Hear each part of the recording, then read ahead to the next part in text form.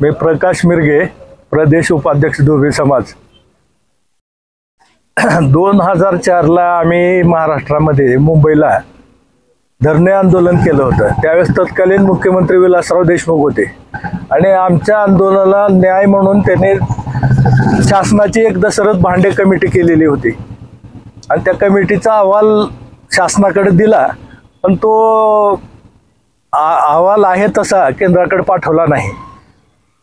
वारंवार आम्ही आंदोलनं केली, पण चुकीचा अहवाल केंद्राकडे पाठवण्यात येत आहे, म्हणून आमच्या समाजाला सवलती मिळत नाहीत।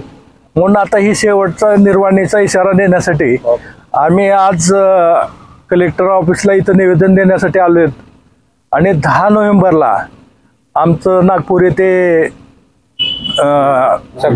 साखळी उपोषणाचा कार्यक्रम आहे।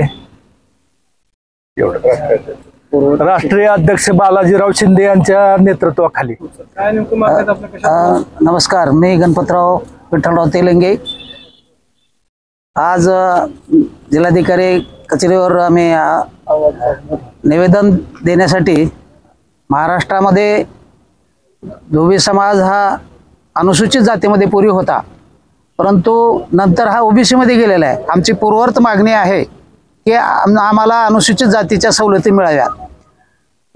देशामध्ये जवळजवळ 10 ते 15 राज्यामध्ये अनुसूचित जातीमध्ये हा आमचा समाज आहे, परंतु काही 10-12 राज्यामध्ये 10 ते 12 राज्यामध्ये आमचा समाज ओबीसी मध्ये आहे। त्यामुळे आमची अशी मागणी आहे की धोबी समाज हा अनुसूचित जातीचा निकष पूर्ण करतो आणि तो पूर्वीपासूनच तो अनुसूचित जातीमध्ये आहे, तो पूर्वत आम्हाला त्या अनुसूचित जातीच्या सवलती मिळाव्यात म्हणून आम्ही आज जिल्हाधिकारी साहेबांना निवेदन देण्यात आलेलो आहोत।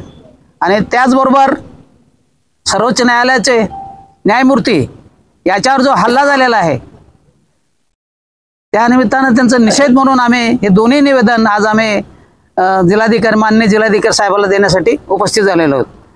बोला।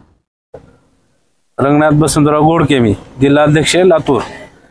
गेली जवळपास आमचा 1960 पासून हा लढा चालू आहे। 1960 पूर्वी भंडारा आणि बुलढाणा हे दोन एससीच्या सवलती मिळत होते त्या राज्यामध्ये, जिल्ह्यामध्ये।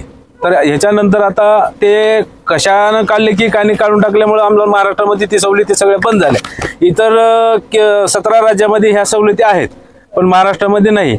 हे पूर्ववत आमच्या मागण्या आहे याची एससीची, ती पूर्ववत करावी। आणि 2005ला विरोधी पक्ष नेते होते देवेंद्र फडणवीस, त्यांनी त्यावेळेस सांगितलेलं आहे की हा समाज एससीच्या कॅटेगरीमध्ये बसू शकतो, त्याचा पूर्ववत आरक्षण देण्यात यावे। पण आता त्यांच्याकडे वेळ नाही परिशिष्ट समाजाला न्याय देण्यासाठी। त्याच्यामुळे आम्ही आता आज या 10 तारखेला निवेदन देऊन त्यांच्या ही सांगितलेलं आहे। ह्याच्यानंतर 10 नोव्हेंबरला नागपूरमध्ये धरणे आंदोलन उपोषणाचा आमचा निर्णय आहे संघटनेचा। धन्यवाद।